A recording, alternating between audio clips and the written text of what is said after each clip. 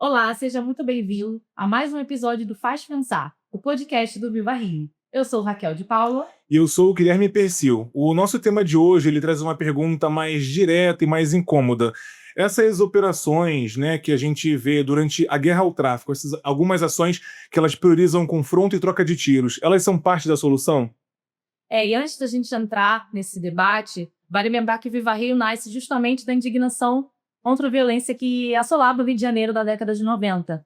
Fundado em 93, após as chacinas da Candelária e Vigário Geral, como um movimento social na época, buscava maneiras de combater a violência, né, e revitalizar a cidade. E aí mais de 30 anos se passam e ainda estamos aqui para discutir violência de Estado e refletir o que a população do Rio realmente precisa. E falando sobre o violência, esse último dia 28 de outubro, ele marcou a região dos complexos do Alemão e da Penha, esses territórios que foram palco da operação policial considerada a mais letal da história do Brasil. No total, foram 121 mortes, sendo 4 delas de policiais. Essa operação que também mobilizou 2.500 agentes, blindados, helicópteros e drones. E grande parte dessas mortes foi registrada na Serra da Misericórdia, uma região alta de mata ali da comunidade, localizada entre os dois complexos de favelas, onde os próprios moradores, no dia seguinte dessa operação, eles encontraram e retiraram muitos corpos daqueles que perderam suas vidas no confronto. E quando a gente fala desse momento, Raquel, a gente lembra de uma cena que repercutiu muito no cenário nacional, internacional, que foi ali naquela Praça São Lucas, na Penha, e essas cenas que correram o mundo todo, que chocaram o mundo todo, mas também, por outro lado, a gente lida com um retorno da sociedade com uma pesquisa que teve um resultado dizendo que moradores dessas regiões, eles apoiaram essa ação, 87% dos moradores de favelas, segundo o Instituto Atlas Intel. E a cena desses corpos trouxe à lembrança chacinas mesmo, como a de Vigário Geral e cenários de guerra, né? E isso nos leva a questionar o que faz as pessoas a apoiarem isso, esse tipo de ação vinda do Estado. Será que faz parte isso? Será que esse tipo de operação traz alguma solução? E para a gente poder discutir esse tema, trazemos hoje aqui duas pessoas que têm muito a contribuir a esse debate. Hoje com a gente o Coronel Biratã Ângelo, ex-comandante da Polícia Militar do Rio de Janeiro, consultor em segurança pública e também atualmente nosso colega aqui no Viva Rio, onde atua como gerente de compliance. Seja bem-vindo, Coronel. Obrigado pelo convite. E além do Coronel, a gente também tem o prazer de receber Raul Santiago, que é morador do Complexo do Alemão, está acompanhando de perto os desdobramentos dessa operação, assim como de outras, né, Raul? Que também é ativista, empreendedor e um dos fundadores do Instituto Papo Reto. Seja bem-vindo, Raul. Obrigada por conversar com a gente. Importante demais essa troca aqui. Bom, e antes da gente começar a análise, a gente sempre gosta de trazer uns dados para os nossos ouvintes terem uma noção da dimensão do que foi, e nesse caso de hoje, o que foi essa mega operação. A operação de 28 de outubro teve mais mortes do que todas as chacinas policiais de 2023, onde foram 117 mortes, e 2024, com 99 mortes, segundo o levantamento do Instituto Fogo Cruzado. E, além disso, só em 2025, mais de 350 pessoas morreram em operações policiais no Rio. E aí eu quero deixar a minha primeira pergunta para os dois, perguntar para vocês qual foi a reação imediata quando vocês souberam do nível de letalidade dessa operação. O que passa na cabeça de quem está olhando para isso de dentro, seja como morador ou como alguém que já comandou operações e conhece seus limites? Pode falar. Bom, é difícil, assim, né, refletir esse dia, porque a gente estava dentro desse cenário, né? Então, uma operação, quando começa, com o tamanho que ela começa, né, com as várias interferências que vão acontecendo no cotidiano comum das pessoas, são muitas as sensações, muitos os sentimentos, né? E, infelizmente, hoje eu tenho 36 anos, né? 36 anos de Complexo do Alemão, muitos anos de ativismo, né? De luta por tentativa de melhoria da qualidade da vida, dos direitos mais básicos garantidos dentro do território de favelas e periferias, e é uma situação que choca, assim, porque não é novo para nós. Chacina como resposta e ainda ouso a fazer uma conexão com o período político que a gente vive, né? Ano que vem é a eleição aqui, novas eleições, né? Então, isso me remete a períodos históricos onde, infelizmente, em momentos de dúvida política, de aproximação eleitoral, de polarização da sociedade, muitas vezes o sangue periférico é uma resposta para uma sociedade que, infelizmente, está ali, né, embasada no sangue, como é o caso do Rio de Janeiro, mas sem muita mudança real, né? Então, como eu já tenho uma trilha, infelizmente, nesse cenário, me choca que a gente escala, né, a quantidade dessa violência, superando recordes, né, sombrios e tristes sobre a realidade da nossa cidade, do nosso estado e do Brasil como um todo, né? E fico pensando assim, né? Que tipo de sociedade a gente está construindo se a gente achar que execução e enfileirar corpos é a solução para alguma coisa. Para dentro do território fica o medo, fica o terror, fica, né? É complexo. Eu cresci no Complexo do Alemão quando criança. Meu pai e minha mãe me ensinaram, infelizmente, né? O que você faz se tá dando tiro e você tá em... Se tá dando tiro, você tá em casa. Se tá dando tiro, você tá no beco. Se tá dando tiro, você ainda não chegou na favela. Como você se comporta em um cenário de conflito? E hoje, tantos anos depois, né, o meu filho mais velho, que tem 17 anos, e o meu filho mais novo, que tem 9 anos, a gente tem o mesmo tipo de conversa, né? E essas crianças, elas estão ali naquele cenário, sabendo por que não teve aula, sabendo por que tá faltando luz, sabendo por que o ônibus não passou. Muitas delas vendo aquela realidade na rua, né, desse pós-guerra. Então é muito difícil, assim. Eu não desacredito na trajetória que a gente tem da luta social, das conexões importantes, dos parceiros existentes em diversos setores, né?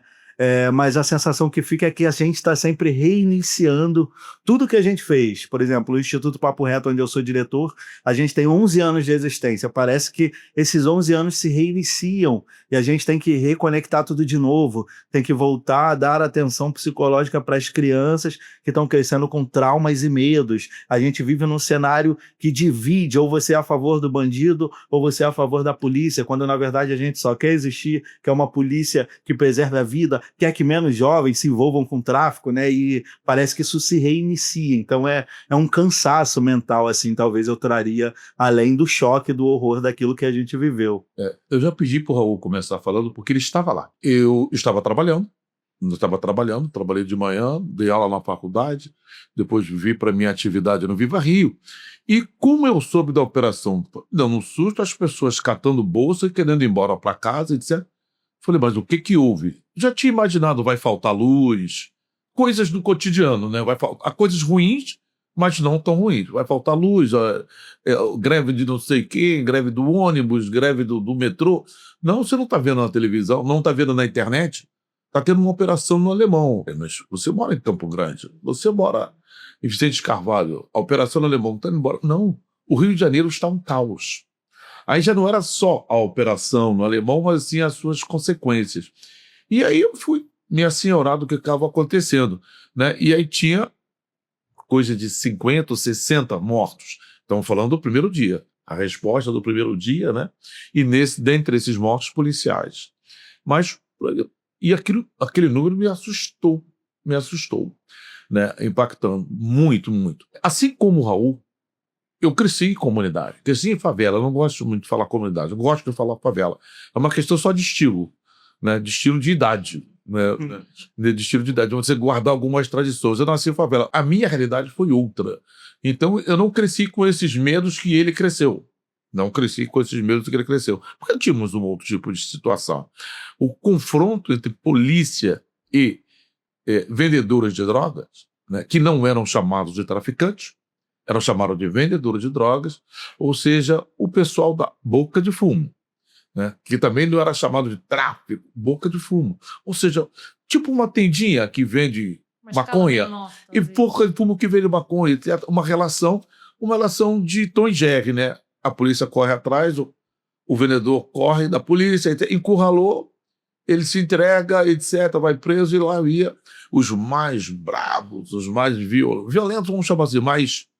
Tá? Bam, bam, bam, tava com 38, um revólver 38. Tinha um revólver 38, cara, né? Conhecido no cenário do Rio de Janeiro. Então, era uma outra realidade. Porém, aos 18 anos eu entrei para a polícia. Isso nós estamos falando agora de anos 70. Eu entrei em 1976. E a partir dos anos 70, principalmente, a partir da segunda metade dos anos 70, nós temos um crescimento muito grande do movimento envolvendo o comércio ilegal de drogas. E você começa a ver uma disputa territorial acentuada, né?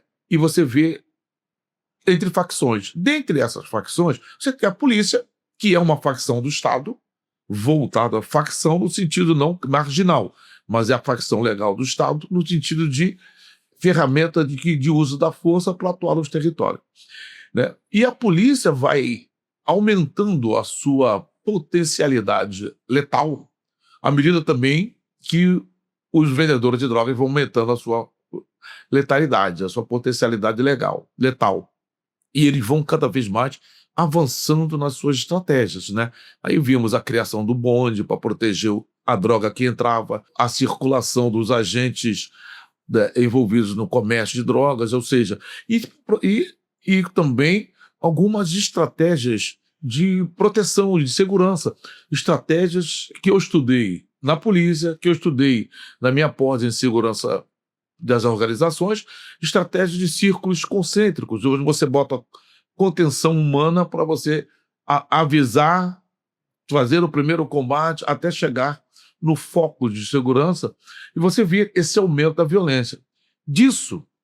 Desse aumento da violência entre os vendedores de drogas e, consequentemente, o aumento da violência policial, nós vimos algumas coisas que evoluíram.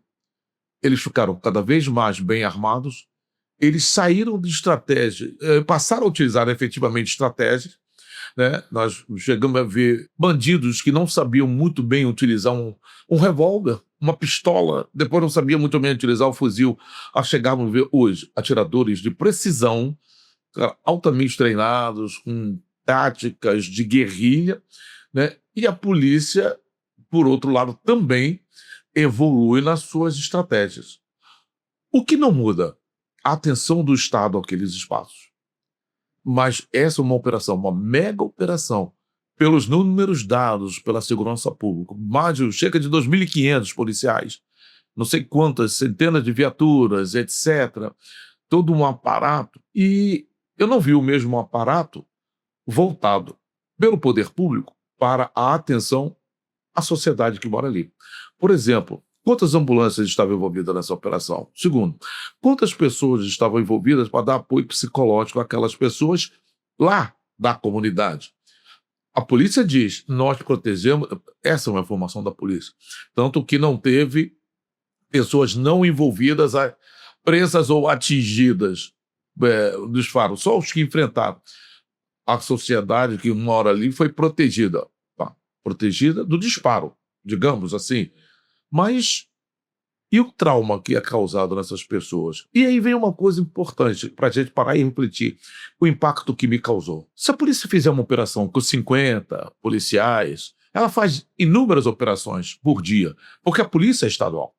Então ela vai fazer uma no Rio, ou mais de uma no Rio, na área metropolitana, outra no sul fluminense, outra no noroeste, no norte fluminense, tudo bem. Ela faz algumas operações pontuais para atuar, e não necessariamente para resolver o problema, mas para dar uma estancada em alguma progressão ou em busca de alguém. Mas se você faz uma mega operação com, digamos assim, com premissas de executar cerca de 100 mandados judiciais, envolve esse aparato todo, você tem certeza que vai ter confronto. Ninguém tinha dúvida que ia ter confronto.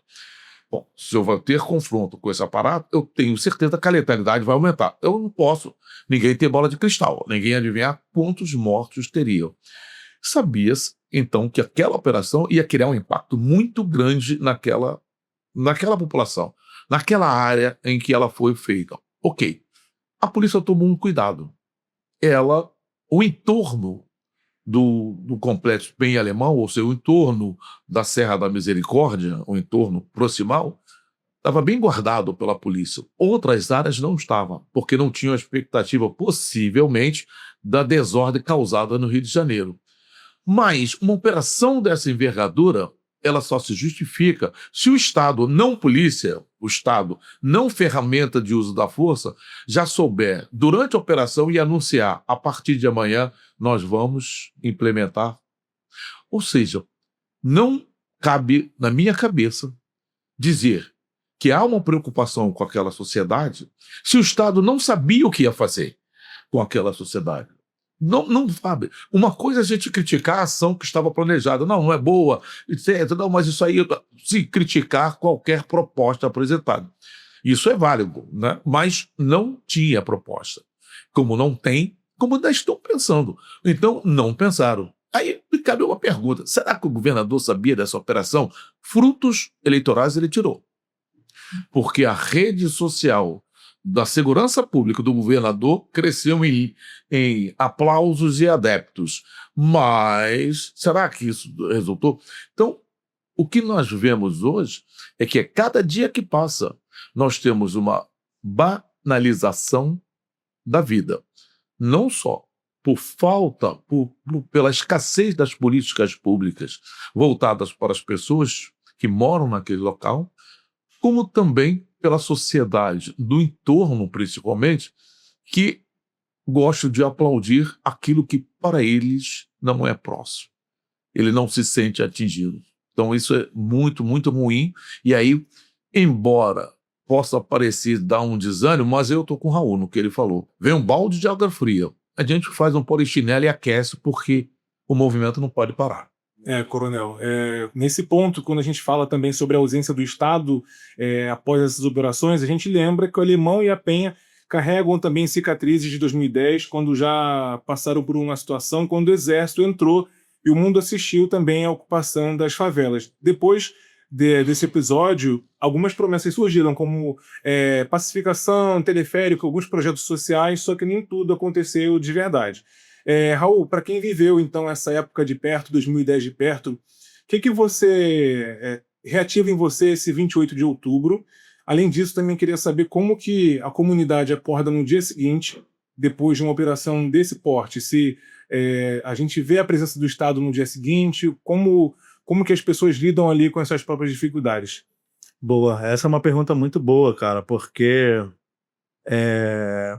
são muitos anos, né, recortados entre promessas e sangue voltados ali para o nosso território e para favelas no geral. Então, ou bem antes disso, né, a gente estava aqui abrindo essa conversa falando de 30 anos de Viva Rio, que começa para refletir essa situação de chacinas, né? Então, a gente segue entregando chacinas, faz um dia ali de marketing em cima desse sangue, né? Mas a mudança real não acontece, né? A gente não é novo para nós, né? Eu acho que a gente vive numa sociedade que esquece muito rápido, porque não é sobre qualquer pessoa dessa sociedade, é sobre alguns indivíduos, alguns territórios, algumas realidades dessa sociedade como um todo, né?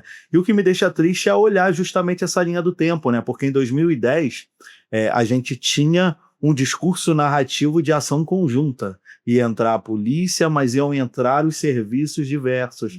Mas, na prática, só entrou a polícia, né? A polícia, em algum momento, não só entrou, como também o próprio Estado se ausentou da relação com aquela polícia, inclusive do investimento para a própria. Essa mesma precisou criar estratégias de sobrevivência no território, né? Então, a gente, enquanto moradores, entendiam, hoje é o plantão daquele policial que é mais tranquilo, hoje é o plantão do policial que é violento, hoje é o plantão onde tem mais mulheres, então vai ter uma relação. A gente vai se adaptando a uma realidade, mas a ideia da polícia como salvadora, né, eu acho que ela entrega, mais uma vez, na chacina do Alemão e Penha, a resposta, né? Morrem-se, executam-se, né, pessoas diversas, inclusive policiais, nesse cenário, e pouca solução real é o que vem. A favela, ela fica alimentada de desesperança, né? Só que a gente vive num cenário de uma desigualdade tão brutal e tão gritante que o dia seguinte ele precisa acontecer por obrigatoriedade, né? No nosso caso, não é nem o dia seguinte, é o dia aquele, né? É o dia fatídico, porque enquanto uma operação está rolando, né? Nós, por exemplo, no Instituto Papo Reto, tem uma rede de comunicação estruturada não só no Alemão e Penha, mas conectada com periferias do Brasil inteiro. E os próprios moradores têm as suas estratégias de sobrevivência, né? Como os grupos de WhatsApp, onde um vai falando para o outro, cara, tem uma pessoa morta aqui na minha porta, o que eu faço? Sabe, tem alguém gritando, pedindo socorro aqui no beco, como eu ajo sobre essa situação? Então, não tem uma pausa, a gente faz parte da guerra, a diferença é que a gente está sobrevivendo e criando estratégias de proteção coletiva, enquanto aquele cenário ele está fatidicamente se desenvolvendo. Então, é muito interessante essa reflexão, porque eu acho que não existe o dia após, só existe a continuidade. A gente que cresceu em favela, né, a gente que vive em favelas sabe, o conflito para mim ele é sensorial.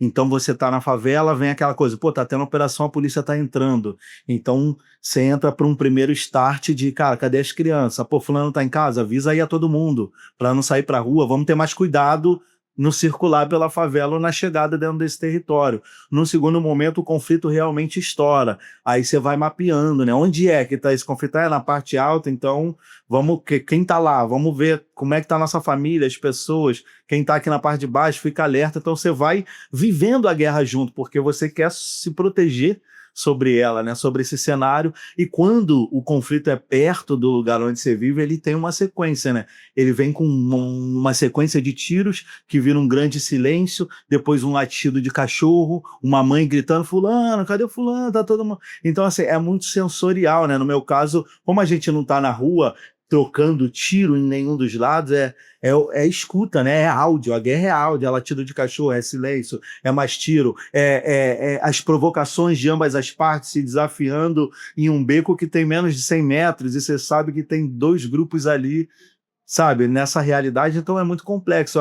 A vida só segue. O momento em que a operação ela extingue ali, né, que ela cessa, o que acontece é as pessoas imediatamente irem ver como é que estão outras pessoas, né, seus parentes, seus amigos, alguns comércios, alguns que tiveram a casa alvejada e vão contar prejuízo, gente que está com o carro estacionado na rua. Você vai para um processo de limpeza e avaliação de impacto na vida, impacto de prejuízo nos bens mínimos que você tem, e pensar, pós isso tudo, né, como que no dia seguinte você explica no seu trabalho, como você remarca uma consulta que você tinha há muito tempo, difícil de marcar e você perdeu naquele dia, como é que você negocia a prova no colégio. Então, são muitas coisas, são tantas coisas, né, que a vida não para. E isso eu estou falando refletindo minha própria vida, né, e a gente está falando de uma realidade de quase 500 mil de pessoas juntando aquele maciço do que é Alemão e Penha. Então, é muito complexo, assim, é muito difícil. E eu acho que às vezes a gente não tem nem tempo para refletir de forma crítica. Eu acho que a gente vive numa sociedade que está tão adoecida, e principalmente quando eu falo da favela, né, adoecida psicologicamente, além das várias ausências mínimas não garantidas naquele território, que a gente chegou numa escala de adoecimento tão grande que a gente interiorizou como uma tática de existência durante esses momentos das grandes operações. Então a gente sabe agir no pré, sabe agir no durante, vai para a ação do pós e depois tenta retomar a vida, e no dia seguinte é isso, cara, sobrevivemos de novo, né? Que bom, é isso, vamos correr atrás. Então, tipo assim, é imposto para aquela realidade, né? Essa desigualdade tão absurda que a gente nem consegue refletir o quanto isso é doente, né? Mas quando a gente faz esse monitoramento pelo olhar social, por exemplo, o Instituto Movimento e Vida, que é uma ONG que atua ali na região do Alemão e Penha com fisioterapia gratuita e alguns outros trabalhos, a doutora Mônica fala de uma coisa muito importante, né? Que é ela que recebe o pós-guerra do território, né? Assim como outros trabalhos, como a NEEM, da Rafaela, né? São mulheres que trabalham com mães, com crianças dentro desse território. Essas pessoas, elas recebem o pós-guerra, que são crianças que desenvolvem crises, né? Pânico, tremedeira, não conseguem sair de casa, não querem mais ir para a escola.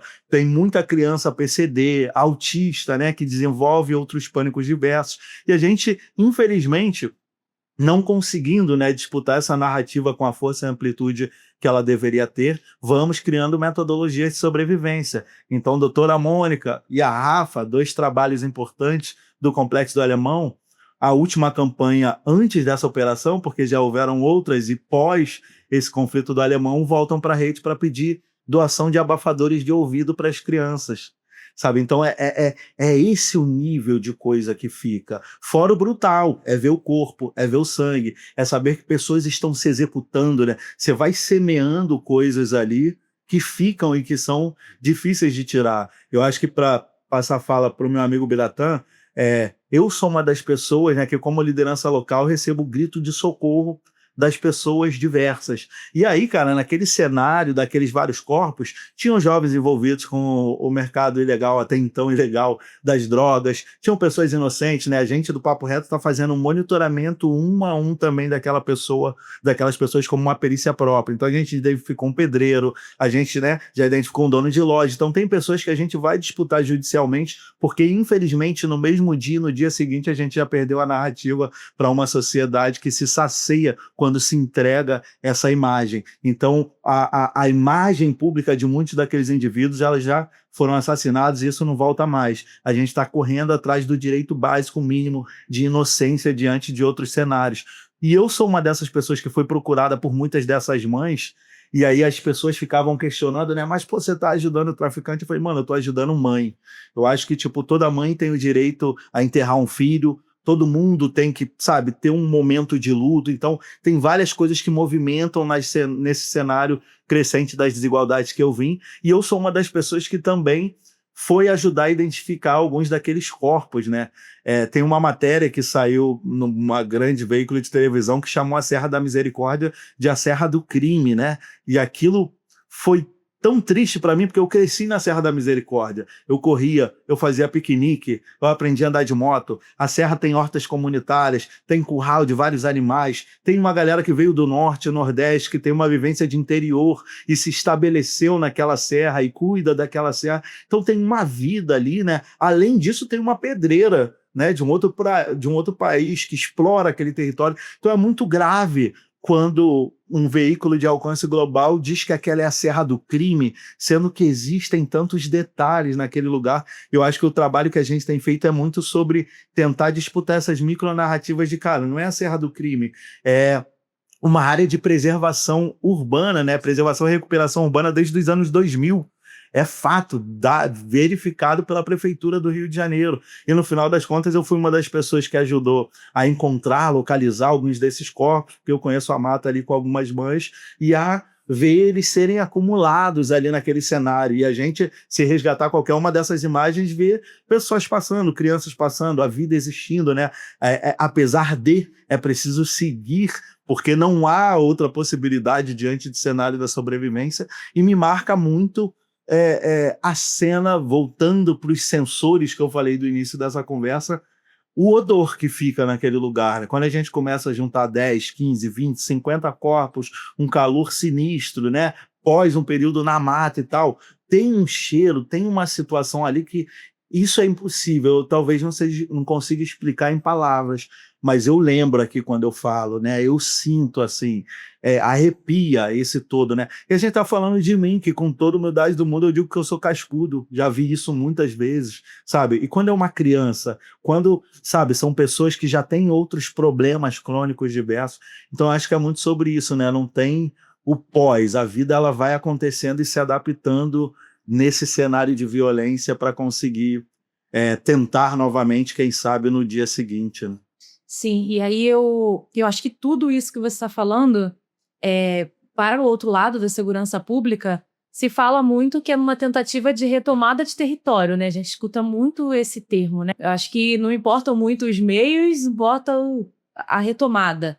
Mas aí eu queria perguntar para o coronel, né, chamar ele para essa parte da conversa, o que significa tecnicamente dizer que o Estado está retomando um território e como é que a gente mede isso assim na prática, né? Já que depois das operações, como ele disse, a vida continua, a facção continua lá, a barricada está no mesmo lugar, os moradores não conseguem ver uma diferença, né? Tem muito disso na fala do Raul.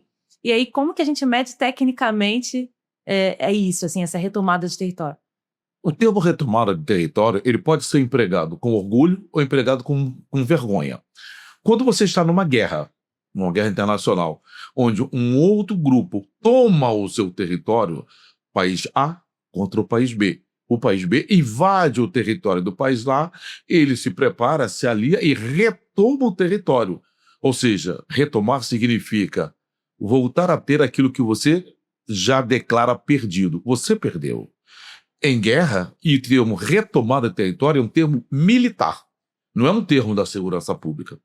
Então, na guerra, ele é utilizado como um orgulho, né? Quando o Estado utiliza o termo retomada de território, ele está, de uma forma subliminar, e as pessoas não percebem, declarando a sua falência, declarando a perda da soberania estatal e a soberania em todos os sentidos, daquele espaço. Aquele espaço, ele já não tem controle legal, porque as normas ali dentro são estabelecidas pelo dominador do território, aquele que tomou.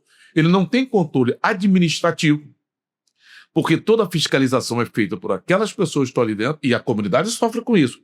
E não tem o controle jurisdicional, porque, como diz o professor Alessandro Vizácaro, em algum desses espaços sob domínio do tráfico, ou da milícia, mas principalmente do tráfico, eles têm um sistema judicial crível, previsível, eficaz e célere. Ele coloca essas características. Eles vão fazer da mesma maneira, totalmente fora da legalidade, mas funciona naquela maneira. Então, se o Estado vai retomar, ele está dizendo, perdi, agora eu preciso pegar de volta. Então, retomar, ele precisa de uma ação violenta. Pelo menos, por isso a expressão retomada, para justificar a ação violenta. E que essa ação violenta só é necessária porque já perdeu. Já perdeu. Ele entra. Bom, se é retomar, necessita exatamente o que o Raul estava falando. O dia seguinte.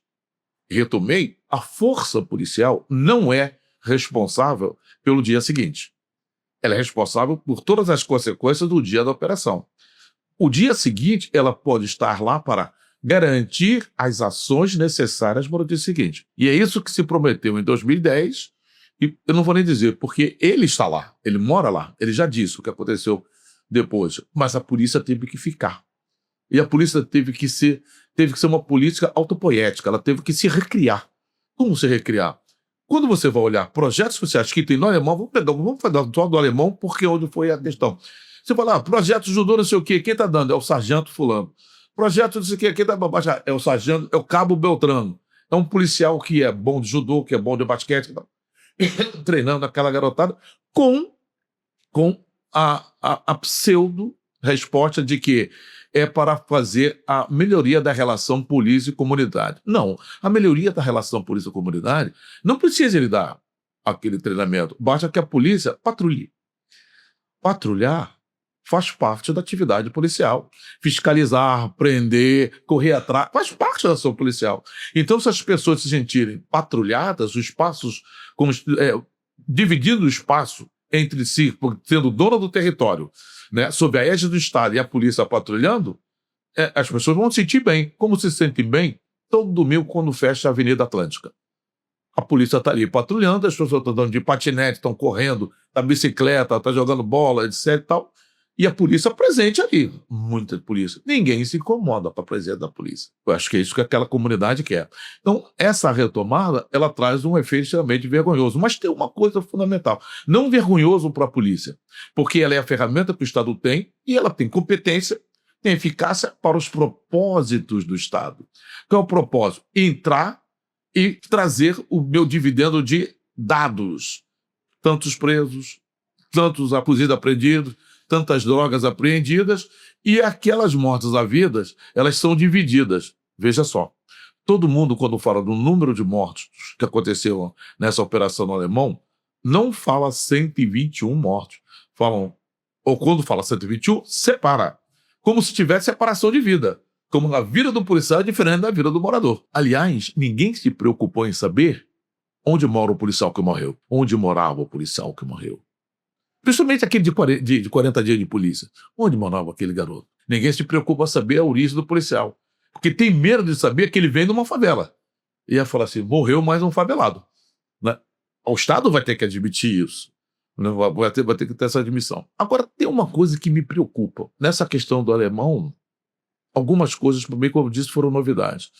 Né? Normalmente, essas operações elas são divididas entre aplausos e choros. Bom, quando você é favorável a alguma coisa, você bate palma. Por exemplo, quando eu vou ao Maracanã, eu sou um cara feliz, eu sou flamenguista. Quando eu vou ao Maracanã, eu vejo lá, eu bato palma pro Flamengo e fico pensando assim, poxa, eu levo meu filho e falo assim, pô, tomara que um dia ele seja jogador do Flamengo.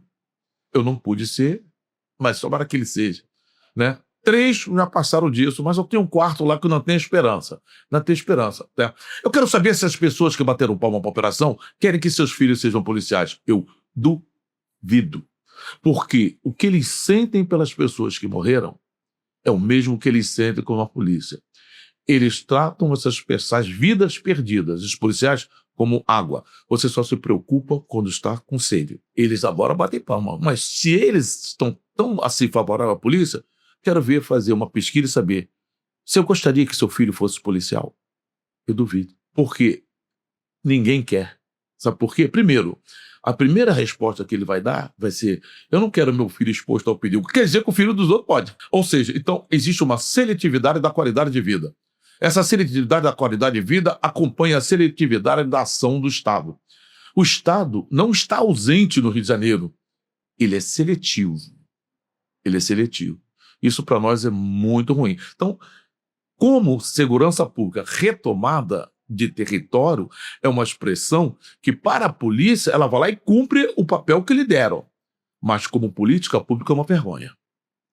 E a gente começa a falar também sobre o que essas operações elas estão entregando, né? Porque muita gente pergunta, valeu a pena? Mas antes de julgar, a gente também precisa saber qual era o objetivo real dessa operação. Como a gente já começou a falar, a gente vê que não houve uma desarticulação real da facção criminosa presente no Alemão e na Penha. O principal alvo da operação também não foi preso e nenhum território foi, de fato, retomado se a polícia já não está mais ali. Então, e ao mesmo tempo, a operação deixou um número recorde de policiais feridos, né, atingidos. Foram 4 mortos e 11 feridos. Isso é muita coisa. É um tipo de operação que acaba sendo recorrente no Rio. A gente lembra que a região metropolitana teve, em média, 3 chacinas policiais por mês entre 2016 e 2023, resultando na morte de mais de 1.100 pessoas, segundo o Instituto Fogo Cruzado. E aí, Coronel, eu vou continuar um pouco instigando aquela pergunta que eu já comecei. Como é que a gente define o sucesso, então, de uma operação? É pelo número de apreensões de armas, prisões, a redução do domínio territorial que a gente já começou a falar. E o que significa operação fracassada? Quando a gente sabe que uma operação foi bem sucedida, foi fracassada do ponto de vista prático, né? Como é que a gente vê isso, o sucesso de uma operação? Sucesso de qualquer operação, de qualquer ação, é quando você atinge o objetivo. Então, o que precisa ser desnudado é qual era o objetivo da operação. Se o objetivo da operação era executar aquele número de mandados de prisão e aquele número não... embora o número de prisão esteja próximo àquele número, mas quando vê qualitativamente aquelas pessoas não são aquelas do mandado, então isso não teve sucesso. Qual era o objetivo da operação? E o objetivo da operação ele tem que ser dividido em 2 aspectos. Um aspecto é, para a polícia, você foi fazer o que lá? Para as polícias, o que a polícia foi fazer lá? Eu não quero resposta de Instagram. Eu quero resposta raciocinada. Eu não quero a resposta que a pessoa não quer ser excluída do grupo, então não tem coragem de falar o que ela pensa. Ela fala o que sabe que vão gostar. Eu quero saber o que a polícia foi fazer lá. Não vem com esse negócio, foi eliminar bandido, foi não sei o quê. Não, quero saber, para ter sucesso, eu tinha um objetivo traçado, atingir ou não aquele objetivo. Se a resposta é mandado de prisão, não teve sucesso. Outro lado da pergunta é por que o Estado fez uma operação daquele tamanho? Por que ele utilizou a sua ferramenta para fazer uma operação daquele tamanho? Vou voltar aqui a 2010. Embora não tenha tido sucesso as ações sociais no final, mas o Estado tinha uma proposta, pelo menos, se verdadeira ou falsa, mas tinha uma proposta. Então, vamos retomar, vamos contar com o apoio dos equipamentos, da logística das Forças Armadas, porque a ação foi da polícia, não foi das Forças Armadas. Tinha lá aparatos militares, tanques, veículos com esteira, etc. Uma série de aparelhos. Né? E a ação retoma o território, né? Senão vão ficar nesse retoma o território, e o Estado começa a implementar uma série de ações. Essas ações implementadas pelo Estado, o Raul fez críticas, mas elas aconteceram.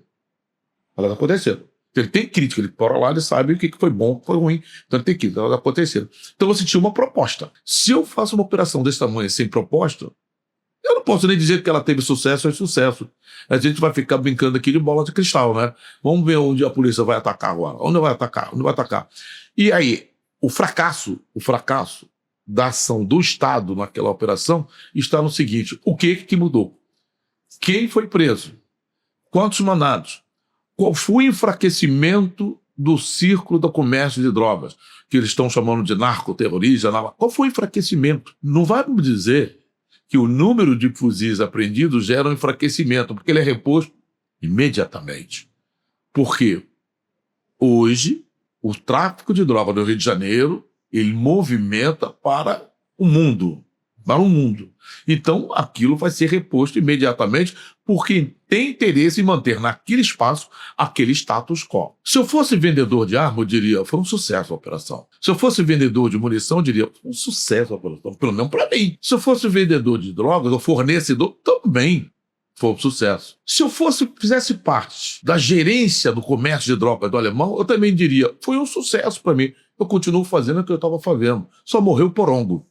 É só lembrar da morte dos porongos na Revolução Farroupilha, por isso que eu estou chamando que só morreu o Porongo, né? Então, vamos ver quem é que morreu naquela operação.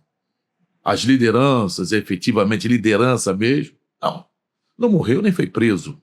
Não morreu nem foi preso. Então, eles continuam fazendo o que estavam fazendo. Então, a operação foi um sucesso. Aí eu pergunto, para quê e para quem? Então, quem disse que foi sucesso, que justifique. Perfeito, coronel. E no início do episódio, a gente também trouxe um dado que aponta uma contradição importante, né? Que a gente fala que quase 90% dos moradores entrevistados em uma pesquisa aprovaram a operação. E aí, Raul, você estava falando aqui essa questão sobre quando essa ação ela tem um impacto muito sonoro em quem vive na comunidade, está ali no meio dessas ações. Eu morava até há pouco tempo atrás lá no Morro do Jorge Turco, fica ali na região de Coelho Neto, então por muitos momentos a gente passava por essas situações mesmo de desesperador, né? Porque a gente tenta identificar de onde que está vindo o tiro, então a minha família, eu, por exemplo, a gente já ficou preso no meio de tiroteio, no meio de confronto, criminosos já pularam um quintal lá de casa, enfim, cenas que a gente que tá ali, a gente acaba reverenciando. Mas isso gera alguns traumas. Eu lembro que quando eu era criança, eu já acabei vendo gente morta e a cena fica na cabeça da gente por muito tempo. E apesar de todo esse cenário de guerra e todo o problema que fica ali numa operação desse tipo, as pessoas aprovam, os moradores aprovam. Então eu queria que você refletisse, falasse com a gente como você pensa, explicaria isso. É um desespero da população, já não estão mais aguentando viver em algumas... Talvez ter a sua liberdade privada, medo, mistura de raiva com sentimento de talvez ausência mesmo de autoridade. O que você pensa esse resultado ser tão 90% das pessoas estarem aprovando? Bom, eu acho que essa é a reflexão central, né, dos próximos dias, meses, assim, ao longo desse ano, porque a narrativa ela foi construída antes, né? Eu fui uma das pessoas que ficou lá na favela fazendo lives que tiveram alcances assim absurdos para minimamente tentar ter uma outra narrativa sobre aquele lugar, mas eu acho que massivamente, né, já havia um vídeo do governador preparado, já havia um vídeo, né, do secretário de Polícia Civil, já tinha uma coisa pronta ali. Então a gente está vivendo um período novo dessa jogada de comunicação e marketing extremo diante da violência direcionada para territórios específicos, né? Então acho que a gente, no dia 1 e no dia 2, a gente já tinha um compra e batom, né? Uma repetição acontecendo de forma violenta e massiva para o cenário da sociedade como um todo. O segundo ponto essa pessoa, o trabalhador comum, essa pessoa ela está todo dia tentando garantir alimentação segura, garantir energia elétrica dentro de casa, garantir emprego para quem não tem, para o filho, para o sobrinho, para que não vá para esse até então caminho da ilegalidade, quando a gente está pensando no território, né? E ainda está trabalhando por conta própria, saindo 5 da manhã, voltando 8 da noite. Então essa pessoa, o morador que está ali entregando a alma, incerta dos seus direitos e acreditando num dia melhor no amanhã seguinte, ela tem orgulho de bater no peito e dizer: eu sou cidadão de bem. Quando a sociedade fala sobre o cidadão de bem, né, quem está dentro do território reflete sobre si. Eu penso no meu pai, pedreiro, correria, mas sem suporte nenhum de saúde, cheio de problema, mas que ainda assim levanta, né? É a minha mãe, é a minha avó. Essas pessoas, na cabeça delas, elas são o maior exemplo de cidadão de bem. E são.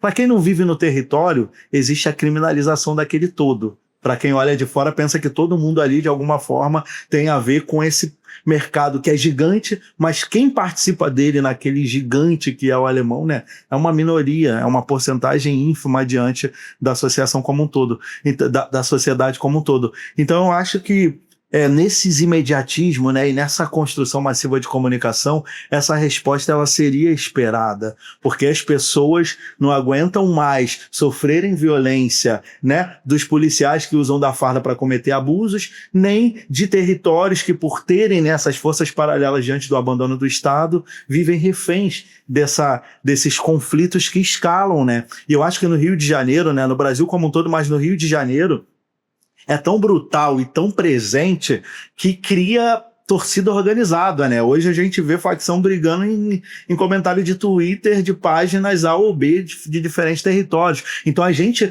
não é só mais a inteligência da polícia, não é só mais o jornalismo padrão. O cidadão comum acompanha a geografia de como a facção A está se espalhando por tal canto e agora esse grupo se dividiu, mas a polícia também se dividiu e aí surgem as milícias e esses grupos estão geograficamente... Né? É uma coisa que todo mundo está saturado e eu acho que quando você está num ambiente perverso e incerto do seu amanhã, onde a próxima vítima pode ser você, a tendência é você favoritar o imediatismo como algo que talvez seja correto, porque você não refletiu de forma crítica e profunda, inclusive observando que no amanhã seguinte pode ser você, aquela próxima vítima, que outra pessoa vai estar falando, é isso aí que tem que se fazer mesmo.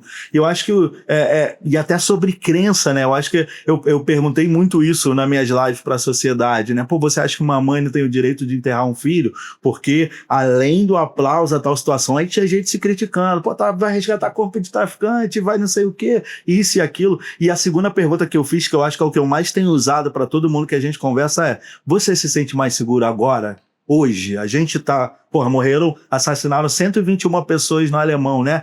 Todo tipo de gente. Você está mais seguro? Mudou o Rio de Janeiro? A gente vive agora numa maravilha, né? E eu acho que o dado histórico por si só aponta, né? Conectando até com a nossa conversa anterior, a gente está mapeando quem eram essas pessoas. E a gente tem jovens ali com menos de 18 anos e tem pessoas até 50 anos. Se a gente fizer uma matemática básica de como isso não deu certo, a gente estava aqui agora falando de 2010. Alguém com 17 anos em 2010 tinha 2 anos. O cara de 30, sacou? Estava fazendo seus 18. Então só mostra, né, como ocupar, e é isso, e essa mídia, esse marketing não gera resultado, gasta um dinheiro público absurdo, né? Quanto será que custou essa operação do Alemão? Qual o custo desse cenário, né? E eu lembrei de uma pesquisa do Centro de Estudos de Segurança e Cidadania, né, o do SESEC, Julita, Silvia Ramos, né, Julita Lengruber e Silvia Ramos ali, elas estão fazendo um mapeamento que é quanto o custo da guerra às drogas, né? E eu lembro que elas trouxeram um dado há 1 ou 2 anos atrás que mostrava que Rio de Janeiro e São Paulo gastavam praticamente 4 bi anuais nesse aparato de todo essa confusão que a gente está vendo entre prisões, execuções, operações. E se a gente investisse isso em coisas que realmente tivessem significado, né? Então é muito difícil, assim, essa descrença fica. Eu acho que pra gente que vem de 2010 para cá e viu muitas promessas, muitas quedas, vamos pensando na lógica de guerra às drogas, né? Ou de um remédio forte, ou de uma substância ilícita, é como se a gente, em 2010, tivesse usado alguma substância que te dá um pico, assim, caramba, vai mudar tudo, e é isso, e aí do nada aquilo passa. Só que você não tem outro pico daquilo, pelo contrário. Então, aí em 2010 a gente sabia lidar com aquele processo, a gente tinha um formato de sobrevivência, tal, etc. E injetou-se uma esperança de que poderia se mudar o cenário com um investimento massivo em outras coisas que não só polícia, e depois a gente volta a uma mesma realidade que nos traz a esse 28 de outubro, que nos traz a 2025, de continuar vendo chacina. Então, a gente não volta para o mesmo lugar, né? Você teve uma esperança de algo, então a descrença ela é muito forte. E aí a descrença nesse cenário imediato se dá a quem também está no contato imediato com você, que no caso é a polícia. A polícia está subindo o morro para me matar, eu não gosto de polícia, a polícia está vindo, significa tudo de ruim. E eu acho que, óbvio, tem pessoas ruins de todos os lados, né? Mas é preciso atravessar, como você bem trouxe, eu acho que é muito isso, né? Qual o endereço de quem está com a farda? Sem a farda a gente já sabe que está ali no morro, mas quem está com a farda, de onde veio, qual foram os processos e por que esses dois dão a volta a um cenário de desigualdade, se encontram se matando, tendo a mesma raiz, né? A gente precisa elevar esse número, essa realidade dos culpados também, pressionar o Ministério Público, pressionar o governo, pressionar as lideranças diversas que deveriam se posicionar, né? E no final ficam ali colhendo politicamente esse game, driblando esse todo, mas sem trazer resultado imediato real. Posso fazer um complemento dele? Eu gosto de quebrar a lógica. Foi muito legal quando ele fala da lógica da guerra às drogas. Isso me preocupa muito, né? Porque essa lógica da guerra às drogas, ela nasce nos anos 70, na metade dos anos 70. Aí você tem o fenômeno da declaração de guerra às drogas de Nixon. E o Brasil adere. Você tem ali 63, 68, que tira o uso de droga, né? O usar deixa de ser crime, e passa na surdina e deixa o policial lá na ponta desesperado, porque ele tem que ficar sabendo o que é tráfico, o que é usuário, se não tem nenhum critério objetivo, né? A polícia sofre muito com esse tipo de coisa. E aí, essa questão da guerra às drogas, a retórica da guerra às drogas começa a perder um pouco no cenário mundial, consequentemente no cenário nacional. Então constroem uma nova retórica, que é guerra ao terror. A retórica que está crescendo é da guerra ao terror. Então isso, e veja só, se na guerra às drogas valeu tudo, imagina na guerra ao terror, o que vai valer? Essa é uma preocupação. Uma vez eu estava participando do Fórum Brasileiro de Segurança Pública, e eu estava sendo mediador entre dois debatedores. Um deles era o Átila. O Átila me parece estar hoje na Fundação FOR. Se eu estiver errado, tá? Isso. Na Fundação FOR. Eu não me lembro, ele estava numa... Ele devia estar na anistia nesse período. Estava na Anistia Internacional. E o Átila falou uma coisa que me incomodou. Eu falo isso, eu quero que chegue aos ouvidos dele. Né? Mas ele me incomodou, eu não estou falando negativamente, não. Ele me tirou do equilíbrio. Né? Ele tirou do equilíbrio. Ele falou assim: eu só vou acreditar mesmo num programa, numa política de segurança pública, quando se pensar de forma pelo viés da econômica e do desenvolvimento humano. Porque a política de guerra às drogas, etc. e tal, o dia seguinte dessas pessoas, elas perdem todos os seus direitos previstos na ordem econômica e financeira do Estado, e ninguém fala nisso. Então, se você chega nos espaços sobre o domínio do tráfico de drogas, você vai encontrar que toda a regulação da economia ali dentro é feita pelo dominador. Daí a retomada. E que não consegue retomar. Ou seja, a polícia faz o seu papel. Ela resgata e não mantém. Então, quando você chega num espaço desse, em que os serviços públicos não chegam, só 3 chegam mais fáceis, né? A escola está lá dentro, a saúde está lá dentro, e a polícia entra de um jeito ou do outro, a polícia entra. Os outros serviços eles acabam sendo substituídos, muitas das vezes, pela iniciativa da sociedade civil organizada ali de dentro, e isso merece aplauso. E vaia. Por que aplauso e vaia? Aplauso para a iniciativa. Vaia, porque eles não estão ajudando o Estado, estão tomando o papel do Estado. Vaia para o Estado. Uma coisa é apoiar, é aumentar. E agora, pelo dominador. Então, as comunidades, elas sofrem muito. Sofrem. Então, elas já não sabem mais. Se tiver um dia de tiro, mata, ou seja lá o que for, e a partir do dia seguinte... nós não vamos ter, eu vou poder pegar o carro, o táxi que eu quiser, o Uber que eu quiser, o mototáxi que eu quiser, abrir o meu comércio aqui e ter que ir lá prestar conta com o regulador do Estado, mas não é. A economia lá dentro hoje, ela é regulada e tirada pelo dominador do território, quer seja milícia, quer seja tráfico. Então, a lógica tem que ser da recuperação do território, da economia e devolver às mãos do dono do espaço, que é a sociedade. E aí a gente já viu uma outra tentativa de mudança agora, que a gente já citou aqui, que são as UPPs, né? Unidades de Polícia Pacificadora. Que eles começaram no Rio em dezembro de 2008, no Morro Dona Marta, em Botafogo, começaram com apoio e tal, trouxeram uma sensação de paz em vários territórios, mas depois elas enfraqueceram, né? E aí, Coronel, eu queria que também você falasse um pouquinho o que deu certo e o que deu errado nas UPPs. Se a gente tivesse recurso, tivesse vontade política, teria permanecido, teria dado certo, ou já era uma coisa que não ia dar certo desde o início? Voltamos àquela questão de o que dá certo ou o que dá errado de acordo se atinge o objetivo. Qual era o objetivo da UPP? Não sei se vocês lembram qual era o objetivo anunciado. Nós vamos acabar com o tráfico de droga. Esse era o objetivo anunciado. Vamos reduzir o tráfico de droga. Não mexeu em nada para baixo. O tráfico de droga só evoluiu. Aliás, ele se espargiu horizontalmente.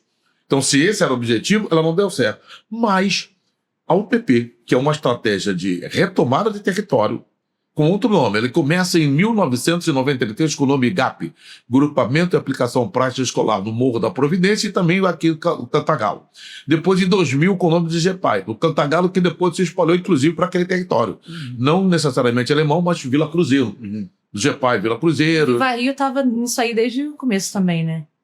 Principalmente no GEPAI. Principalmente no GEPAI. No UPP, ele tem uma passagem do Viva Rio, que eu vou lhe dizer já já. Então, a ideia era retomar o território e entrar num processo de revitalização e de entrega à sociedade do que lhe é direito. Então, o que aconteceu efetivamente? Por que alguns inicialmente foram escolhidos? Porque era território onde você tinha um alto índice de violência, né, de criminalidade e violência. Se você pegar o auge da UPP, é aproximadamente 2013, 2012, 2013. Ela chega no auge, né? Começa 2008, Dona Marta, Santa Marta, uma experiência, e aí aquilo se expande num marco espetacular. Ela faz o quê? O índice de violência letal do Rio de Janeiro caiu, porque a maioria dos homicídios acontecia justamente nos confrontos. No confronto intertraficantes, nos confrontos milícia e tráfico, no confronto milícia e milícia, no confronto polícia, tráfico, principalmente. Então, com a presença, com a ocupação militar, não é ocupação policial, é ocupação militar. Eu digo porque só a PM estava lá. Né? Só a PM é que utilizava a estratégia militar de ocupação. Ali não tinha confronto. Sabe por que não tinha confronto? Porque não ia ter invasão. Por que não ia ter invasão? Porque a polícia estava lá. Não ia ter operação. Por que não ia ter operação? Porque a polícia estava lá. Então, se não tinha operação, não tinha confronto, não precisava de armas letais, ou de alta potencialidade letal, fuzis, vamos chamar assim, ostensivo. O tráfico trabalhou no sapatinho. Era a linguagem que utilizava. E se esparramou pelo Estado. Ou seja, mas o índice de morte violenta do Rio de Janeiro caiu. Isso merece o aplauso. Mas também é um motivo de vergonha. Sabe por quê? Quando você tem 38 lugares que são responsáveis pelo índice, o alto índice de morte violenta, e ele cai de repente, isso foi identificado com a UPP, você percebeu o seguinte: o Estado sabia quem ia morrer, aonde ia morrer, como ia morrer e por que ia morrer. A única solução dada foi polícia. A polícia passou a ser prevenção do homicídio pela presença. Em contrapartida, outros delitos aumentaram. Então, se nós falarmos assim, a UPP como grande redutora de morte violenta, ok. Ela aconteceu e aplausos. Para a polícia, não para uma política de Estado que permitiu que isso voltasse a acontecer. A polícia merece todo aplauso. E algumas atividades da UPP, em todas elas com a participação da polícia. Então o policial passou a fazer uma série de atividades. Como ela virou uma moeda tão grande, que a UPP também deu um outro resultado positivo. Você acha que o Rio de Janeiro seria a sede da Olimpíada se não fosse a UPP? O resultado da UPP? A Copa do Mundo. E outros investimentos acontecendo. Né? Tinha uma fala, nós vamos retornar a característica turística e a característica de investimentos industriais no Rio de Janeiro. A indústria não aconteceu, porque o pessoal de indústria sacou logo, né? Porque o índice de roubo de carga sobe depois. Turística, não adianta. O Rio de Janeiro, pelo pessoa que vem por bem ou por mal, é um ponto turístico. As pessoas falam, não vou lá que é perigoso. Eu estou falando, vou lá porque eu quero ver como é que é o perigo. Quer queira, quer não, o Rio de Janeiro sobrevive a isso. mas as outras características não. Ela teve ela deu àquela comunidade uma esperança muito grande. Elas passaram a acreditar que podia mudar, podia mudar. Eu acho que um outro grande resultado da UPP é que, a partir da UPP, alguns movimentos sociais interna próprio, dentro desse espaço, eles puderam proliferar, puderam criar, puderam se recriar, né? Então tiveram mais chances de fazer algumas outras atividades. E aí eu quero bater palma para a polícia numa estratégia da UPP. O GEPAI, e eu falo isso, e bato palmas, né? Com uma certa tristeza, porque eu comandei os GEPAIs, a gente entrava com uma operação tipo essa. Aí depois tomava lugar. Aí tinha tiroteio, morte, etc e tal. O UPP não. Ela avisava. Vamos entrar domingo que vem. E aí, de acordo com a polícia, quem fugia era pego em outro lugar. Mas não tinha o quê? Confronto. Veja as fotos. As pessoas montadas no carro da polícia, a criança pulando em cima, parecia, né? E ela chegava. Chegava a polícia e a regulação das taxas. Luz, água e outras coisas. Que vinham a reboque, porque garantiam a logística da UPP. Mas não tinha morte na operação. A entrada da UPP não tinha confronto. A polícia sofria críticas, sabe por quê? Tá avisando, vai deixar bandido escapar. Porque o pessoal que aplaudiu agora gosta de ver a polícia matando, morrendo pessoas que não são deles, né? E no final, quem vai para o banco do réus? O policial. Não falei do Viva Rio. Deixa eu voltar aqui. No GEPAI, o GEPAI somente no Morro do Cantagalo, no complexo Pavãozinho, que é o Cantagalo, Pavãozinho e Cantagalo, a implantação do GEPAI teve um apoio imenso do Viva Rio, a participação do Viva Rio diretamente, em todos os GEPAIs que tinha. Mas como esse foi o primeiro, né, o Viva Rio não só com treinamento, com articulação comunitária intervindo. Quando chegou na UPP, com a expertise que tinha o Viva Rio, aí teve um detalhe. Na UPP, quem entrava primeiro era o batalhão, era o BOP e o batalhão de choque. E quando eles entravam na comunidade, não tinha confronto com aquela estratégia. Mas eles não sabiam se articular com a comunidade. Em algumas comunidades, o Viva Rio ajudou a fazer o diagnóstico, fazer a aproximação da polícia com aqueles. E aí, Raul, ainda nessa temática das UPPs, né? Eu também sou moradora de comunidade, nascida e criada na comunidade da favela do Jacarezinho. E eu vi lá também essa coisa da UPP justamente em 2013. E assim, depois de um tempo, realmente não vi efetiva mudança, porque só a polícia estava presente e as outras coisas que deveriam estar, como a gente já conversou, não acompanharam. Então eu queria saber da perspectiva da favela, né? Como que você avalia a experiência das UPPs e o que a favela realmente precisa por parte do Estado? Boa, essa é uma pergunta excelente, né? Aquele período, eu já estava engajado com algumas lutas sociais, né? Então eu tinha algumas críticas à ideia da polícia como solução para algo. A gente já tinha passado pela chacina do Pan-Americano, por várias outras situações complexas ali naquele período, mas a gente estava vendo que era uma virada, né, de década, era uma virada importante assim, pro Rio e pro Brasil. E a gente resolveu monitorar, observar o que seria aquele processo e também conversar muito com todas as diferentes possibilidades de pessoas que viviam dentro do território, né? Então eu acho que é uma pergunta que daria horas de conversa, então eu vou cortar bastante, mas eu lembro que a galera mais velha, vamos dizer assim, né, 50 a mais, né, quem veio antes de nós assim no corre, tinha um pouco de esperança no sentido de passar menos por operações ao longo dos próximos anos da sua vida, ter algum direito básico de receber uma mercadoria dentro da sua casa e não ser criminalizado por ser de um território de favela. E querendo ou não, na favela eu já fui jovem e lembro, nessa época eu era jovem também, a gente é meio acelerado. Moto pra lá e pra cá, tem uma desorganização organizada que a gente entende, né? Eu lembro muito dos mais velhos falando assim, agora vocês não vão ficar pra lá e pra cá de moto, buzinando na rua. Então tinha uma semente de assim, cara, vai vir algo novo e as pessoas queriam abraçar esse algo novo que fosse, se ele fosse trazer dignidade, direitos, novos tempos, né? E eu acho que a própria estrutura em si da UPP em pouco tempo entregou algo que foi disseminando esses processos, né? Então, acho que na iminência dos mega eventos que estavam vindo, numa tentativa de resposta imediata para a sociedade, se fez um trabalho de colocar todo mundo da polícia nessa lógica da UPP, né? Então, a gente que estava dentro, internamente, rapidinho via divisões de que era um policial antigo e um policial novo, e como os tratamentos eram diferentes, como as tensões eram diferentes, como dentro daquela mesma, de um grupo pequeno, você via um policial que estava ali, pô, esse ali queria que a UPP desse certo, queria compartilhar os seus saberes com aquela juventude, e tinha algum policial que estava envolvido em ilegalidade, que era mais bruto, que queria extorquir coisas da favela. Eu acho que foi todo mundo jogado assim no mesmo lugar, sem um trabalho real aprofundado.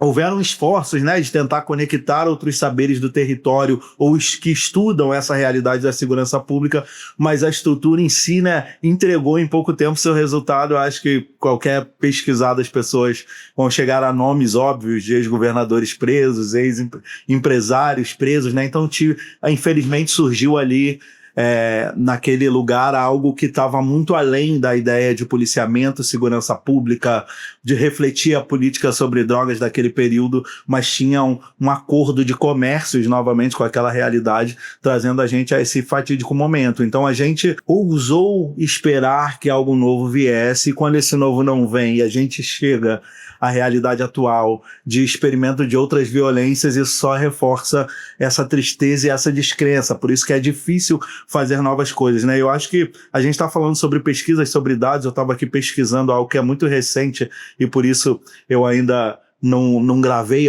oficialmente esses dados, então eu fiz uma busca, mas o Datafavela da CUFA, né, acabou de entregar uma pesquisa interessantíssima, onde eles conversaram direto com pessoas que de alguma forma estão envolvidas com esse mundo do varejo das drogas, das ilegalidades, até então dadas como assim, nesse momento, e que aproximadamente 60% dessas pessoas, né, que estão envolvidas com essa lógica do mercado ilegal das drogas sairiam desse lugar se tivessem uma outra fonte de renda, outras possibilidades, se acreditassem que haveriam investimentos reais para aquele território, né? Eles conversaram com quase 4 mil pessoas e essa pesquisa se desdobra em dados bem interessantes. E o Papo Reto fez isso no território do Complexo do Alemão e da Penha naquele período, e a gente chegou justamente a isso que aí o coronel, meu amigo Biratã, né, já trouxe, que o tráfico em si, tem muita gente ali que não queria estar naquele lugar, e, irmão, entre ganhar pouco e sem tempo de vida e esse imediatismo, tem gente que está descrente da sociedade, vai pro tudo ou nada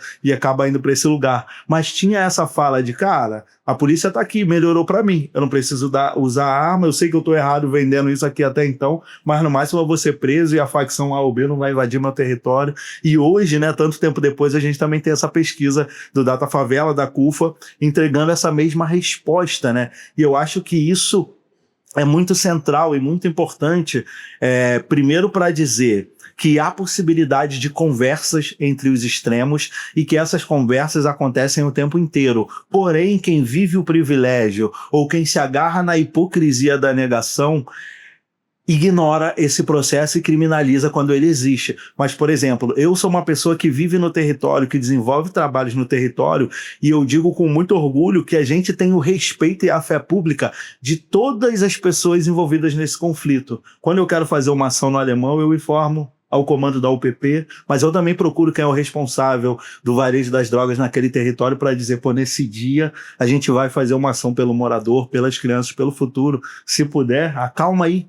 Só que como a gente faz? Quando o político quer subir a favela, ele também faz. Quando as emissoras querem gravar novelas, elas também fazem, né? Então acho que é importante também nessa conversa que a gente está tendo, não ignorar que há possibilidade de mediações reais que não significam concordância com o lado A ou B, mas uma tentativa de redução de danos dessa urgência que está desenhada de forma tão brutal, né? Então, assim, houve uma esperança naquele período, mas eu acho que no momento atual que a gente está, a desesperança hoje é muito mais forte, né? A gente tem que disputar uma narrativa muito maior e mostrar um querer prático muito mais forte do que o que a gente já experimentou naquela época e acabou não avançando, né?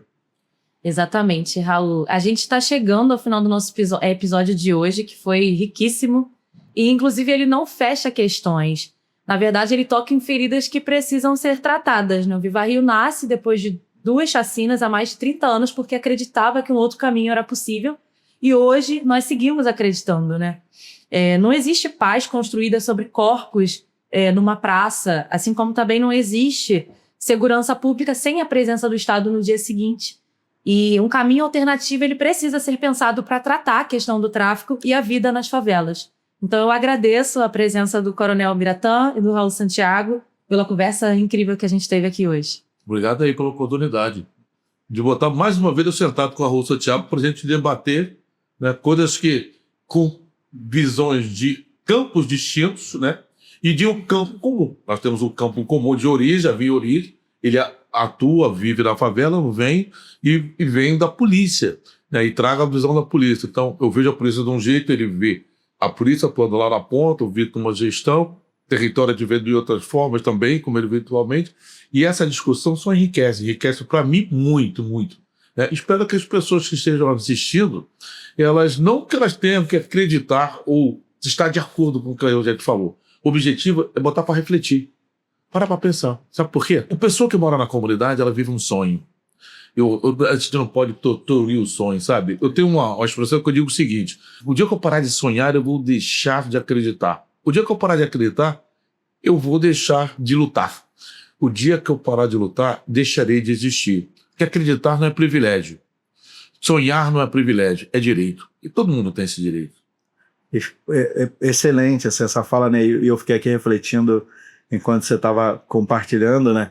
E eu, enquanto ativista em cria de favela, né, que media esses vários cenários, é importante dizer que algumas vezes eu também já fui ameaçado, né, pelo Estado, por maus policiais, etc. E pessoas como o Coronel Biratã, né, e outros policiais foram, inclusive, ferramentas importantes para pensar um plano de segurança sobre mim, para construir uma estratégia sobre esses processos, né. Então há possibilidades de sinergias e conversas. E eu acho que tem um ponto central, o senhor falou sobre como parentes, né, os próprios policiais ou pessoas que não vivem a nossa realidade não falam, caramba, eu quero que o meu filho seja um policial para amanhã correr o risco de matar ou morrer alguém. E isso acontece internamente também, né? Eu acho que nessa entrevista, se a gente perguntar a qualquer pessoa que está do outro lado considerado até então ilegal e fala, você quer que seu filho seja isso?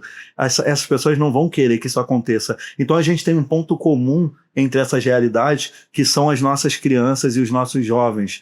Então, mesmo os lados que estão se matando, eles cessam esse fogo para dizer, a gente precisa trabalhar na construção de futuro digno para nossas crianças e jovens. Eu acho que é isso que falta, um movimento real que assuma que isso tudo não deu certo e que a gente não está sabendo como fazer, mas o que a médio prazo a gente pode fazer para reduzir o dano do que está dado e construir um caminho diferente para o que a gente ainda pode mirar.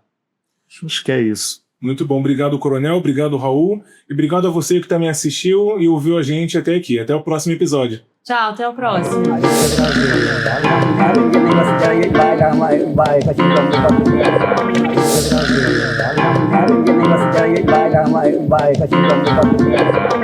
Bye.